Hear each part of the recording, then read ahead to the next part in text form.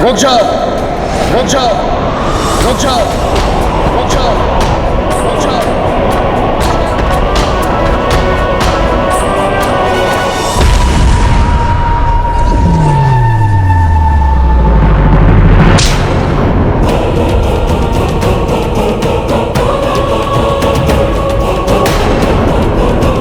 अजनबी, अजनबी, होश में आओ।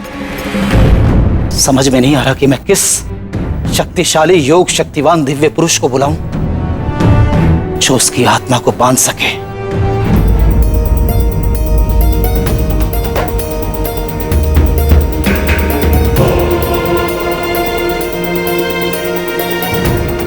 ये सूरज भान कौन है? हमारे राजा हैं। राजा?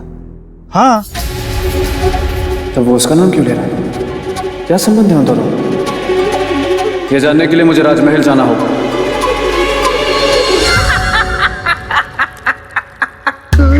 मेरे मित्र के सिंहासन को पाना मुश्किल ही नहीं, असंभव है। पर कहीं राजा भोज अपनी परीक्षा में सफल तो नहीं हो रहे? जाकर देखता हूं।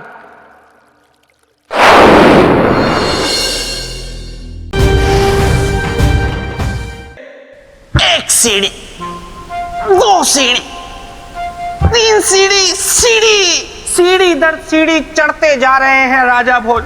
कद्दू में तीर नहीं बल्कि तीर में कद्दू मार रहे हैं। और मैं क्या कर रहा हूं? क्या कर रहा हूं मैं? कभी खरगोश बना दिया जाता हूं, कभी तोता बना दिया जाता हूं, कभी मूक कर दिया जाता हूं और कभी उड़न छू कर दिया जाता हूं। बेटा बेताल, अगर ऐसे ही चलता रहा तो वह दिन दूर नहीं जब तुम्हारे मित्र के सिंहासन पर राजा भोज बैठेंगे ऐसे, और फिर तुम्हें देखकर ऐठेंगे ऐसे। लेकिन मैं क्या करूं? मैं करूं भी तो क्या करूं? एक तरफ है महामाया और दूसरी तरफ पुतलियों का साया। एक तरफ है सिंहासन की रक्षा करने की सोच और दूसरी तरफ सिंहासन को पाने के लिए एकदम तैयार राजा भोज। मैं क्या करूं? रक्षा, वो भी रक्षक बनकर। वैसे तुम कौन हो?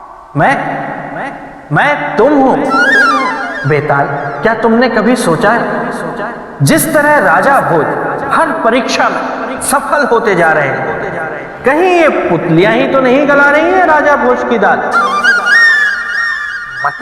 मतलब हो सकता है कि पुतलियां ही राजा भोज की शुभचिंतक हो। धन्यवाद मित्र, ये तो मैंने सोचा ही नहीं था। लेकिन अब मैं क्या करूं? सुनो, तुम्हें क्या करना है?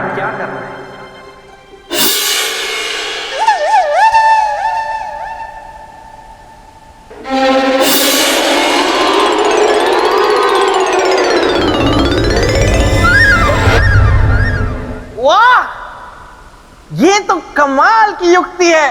अब विफल हो जाएगी सबकी चाल, क्योंकि ब्रह्मदेव आपसे मिलने आ रहा है बेताल। आप सभी इस विषय पर विचार विमर्श कीजिए। उसके उपरांत हमें सूचित कीजिए कि आप सभी का क्या निर्णय है। ब्रह्मदेव की जय हो, ब्रह्मदेव की जय हो। देवतागण मेरा प्रणाम स्वीकार करें। बेताल, तुम यहाँ? ब्रह्मदेव, आपको तो पता है कि मेरे मित्र सम्राट विक्रमादित्य को इंद्रदेव ने जो सिंहासन दिया था उस पर बैठने की जुगत राजा भोज लगा रहे हैं। हाँ, मुझे इंद्रदेव ने सूचित किया था कि राजा भोज एक एक करके सभी परीक्षाओं में सफल हो रहे हैं। यही तो, वो सफल हो नहीं रहे, उन्हें सफल करवाया जा रहा है। यही तो मैं आपको बताने आया हूँ। उनकी रोटी सूखी है जिस पर घी पुतलियां चुपड़ रही हैं। बेताल, तुम पुतलियों पर संशय कर रहे हो या इंद्रदेव पर?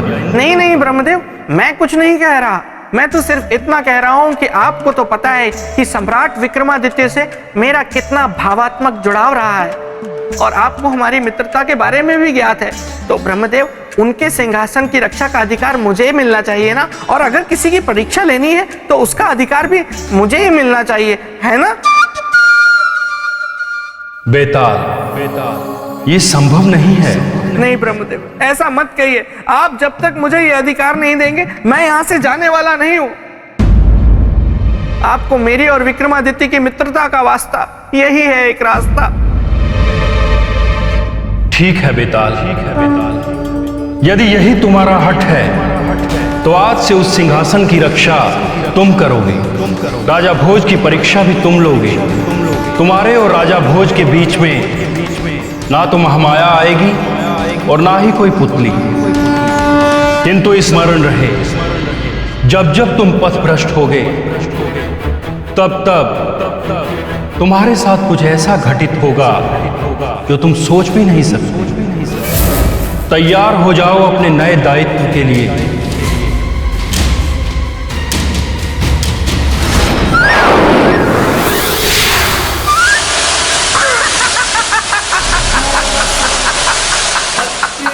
मैं हूं बेताल, गलने नहीं दूंगा किसी की दाल।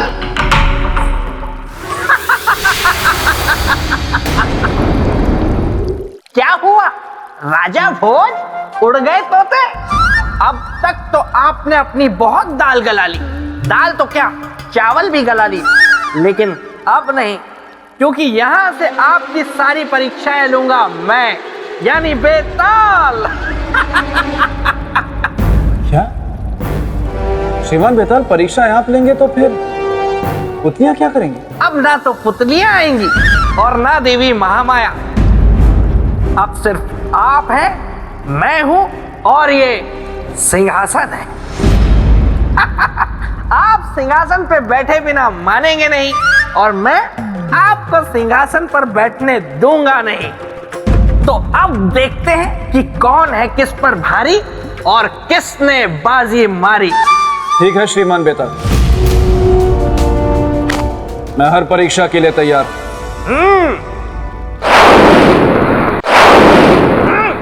तो ठीक है, आपने मेरे मित्र की योग शक्ति की कथा सुनी, तो बताइए क्या आप में है वैसी योग शक्ति?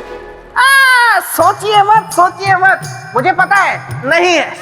राजन, ये 32 गुणधारी सिंहासन है। इस पर विराजमान होने के लिए 32 गुणों की परीक्षा में आपको सफल होना पड़ेगा। राजन, अब तक पुतलियों द्वारा ली गई परीक्षाओं को पार करना आपके लिए बहुत आसान था, लेकिन बेताल की रचित मायावी परीक्षाओं को पार कर कर दिखाइए।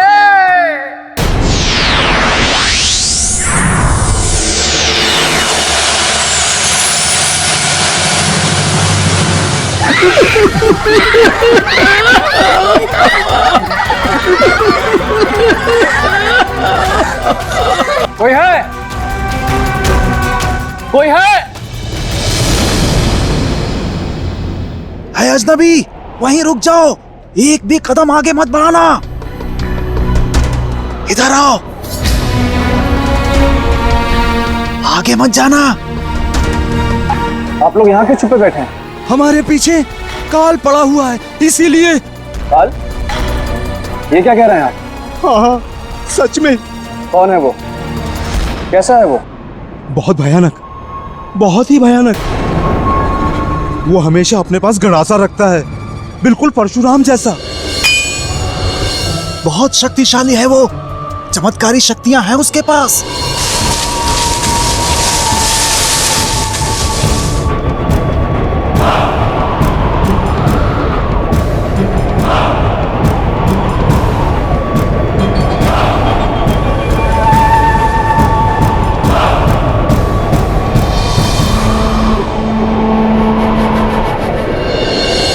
देखिए ना, कितनी अजीब बात है। सर है पर चेहरा नहीं। शास्त्रों और पुराणों में ऐसे जीवों की चर्चा है। क्या? ये अतृप्त शक्तियां होती हैं, और ऐसी शक्तियां जब तक तृप्त नहीं होती किसी के बंधन में नहीं रहती, इससे पहले कि ये किसी भारी संकट का कारण बने। मुझे उसे रोकना होगा। बचाओ बचाओ बचाओ बचाओ! अरे आप लोग भाग कर रहे हैं? अरे रुकिए तो।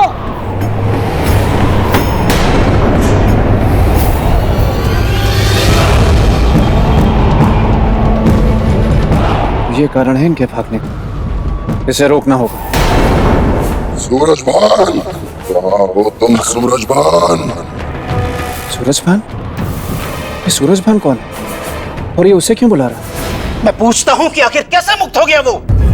कैसे नहीं बांध पाया आप लोग उसे? कहां चला गया आप लोगों का तंत्र मंत्र? मंत्रीवर, अब उसे मंत्रों से रोक पाना अथवा तंत्र शक्ति से बांध पाना संभव नहीं है। तब उसे बांधने का क्या उपाय है पुरोहित जी? योग शक्ति। अब उसे केवल योग शक्ति से ही बांध सकते हैं। रुक जाओ, रुक जाओ, रुक जाओ, रुक जाओ, रुक जाओ।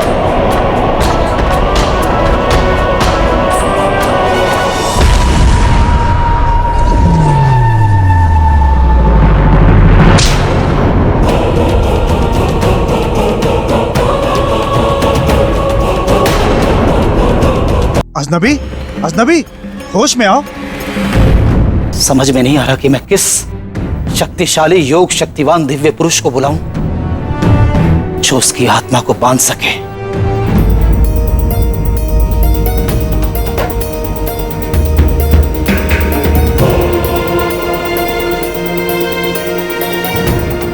ये सूरजभान कौन है? हमारे राजा हैं। राजा? हाँ, तो वो उसका नाम क्यों ले रहा है? क्या संबंध है उन दोनों? ये जानने के लिए मुझे राजमहल जाना होगा।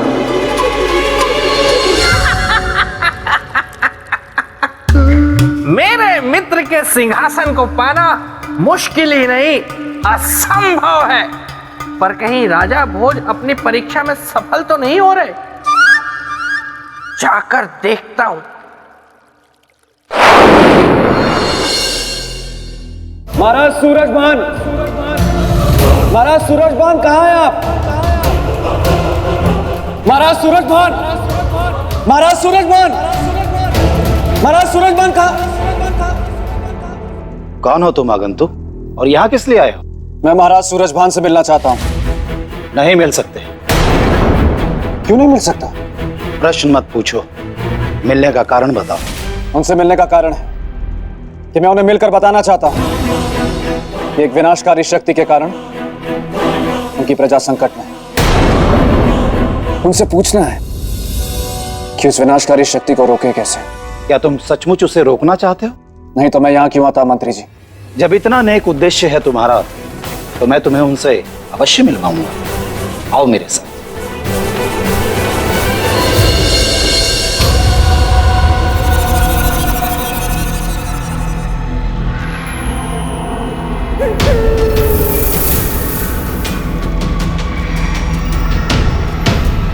ये किसका शव है मंत्री जी?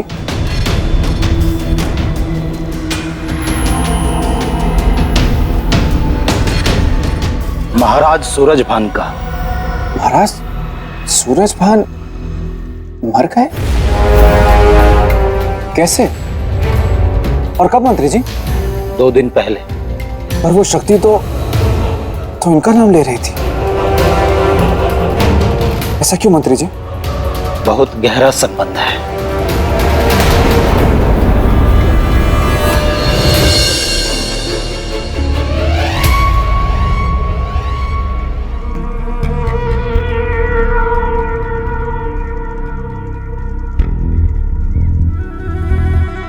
ये क्या है? आप मुझे क्या दिखाने लाए? ये मटकी। वो तो मैं देख रहा हूं। किंतु जो मैं दिखाना चाह रहा हूं वो आप देख नहीं रहे हैं। क्या?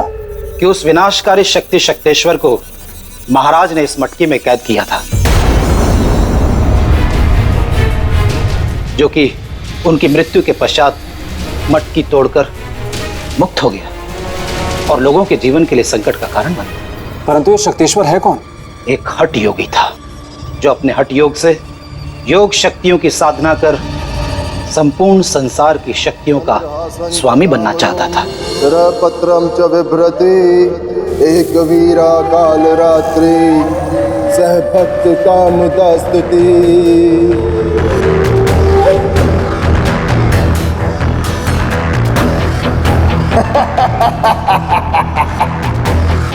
अब मैं कुछ भी कर सकता हूँ, कुछ भी, क्योंकि अपने हठ योग से मैंने साध लिया है समय को।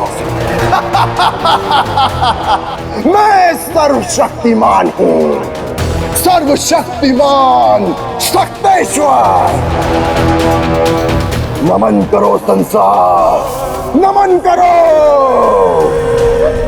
अपने इस नए विधाता को, नमन करो। उसे अपनी शक्ति पर अभिमान हो गया, स्वयं को वो ईश्वर कहलाने लगा। और जब लोगों ने उसके इस संदेश को नकार दिया तो विचलित हो गया। उसने अपनी शक्तियों से लोगों का विनाश करना शुरू कर दिया। वैसे अगर आज मेरे मित्र विक्रमादित्य होते तो इस शक्तेश्वर को छठी का दूध याद दिला देते। वैसे ये मंत्री अच्छा है, और डराओ राजा भोज को ताकि ये दुम दबाकर भाग जाए। मरता क्या ना करता, लोगों ने विवश होकर उसे अपना ईश्वर मान लिया। एक मनुष्य को ईश्वर, यह तो अनर्थ था। और यहीं से दुर्भाग्य शुरू हो गया। लोगों के उसे ईश्वर मानते ही धर्म का नाश होना शुरू हो गया और अधर्म एवं पाप का विकास। राज्य की दुर्दशा देख दुखी महाराज एक दिन स्वयं शक्तेश्वर से मिलने पहुंचे। स्वामी शक्तेश्वर की जय हो, ओ बोलो शक्तेश्वर की जय हो। स्वामी शक्तेश्वर। स्वयं को ईश्वर समझने वाले बंद कर ये ढोंग।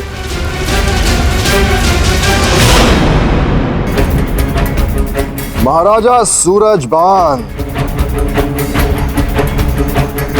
आप राजा होकर भी ये शिष्टाचार नहीं जानते कि जब भगवान के दरबार में आया जाता है तो स्वर में मधुरता रखी जाती। खैर बोलो, भक्त क्या मांगने आया है भगवान से? शक्तेश्वर, हम तुमसे कुछ मांगने नहीं आए, बल्कि आज तुम्हें कुछ देने आए। क्या देने आया है भक्त भगवान को? ये भक्त इस ढोंगी भगवान को मौत देगा। तुम एक अधर्मी हो, तुमने अपमान किया है उस ईश्वर का, उसके धर्म का, उसके विधान का। अब तुम्हें जीने का कोई अधिकार नहीं है। अपने अंत के लिए तैयार हो जाओ। सूरजभान,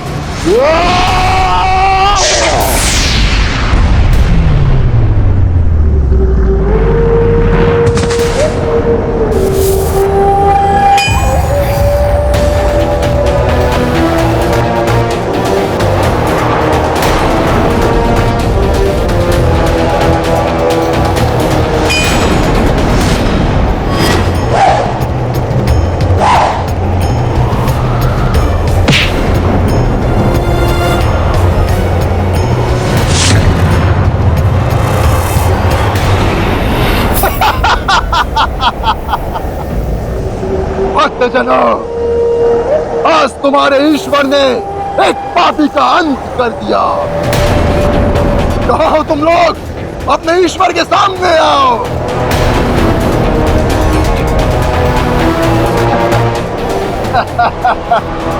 मैं हूँ सर्वशक्तिमान। भगवान शक्तेश्वर की, भगवान शक्तेश्वर की, भगवान शक्तेश्वर की, भगवान शक्तेश्वर की, भगवान शक्तेश्वर की, भगवान शक्तेश्वर की, भगवान शक्तेश्वर की, भगवान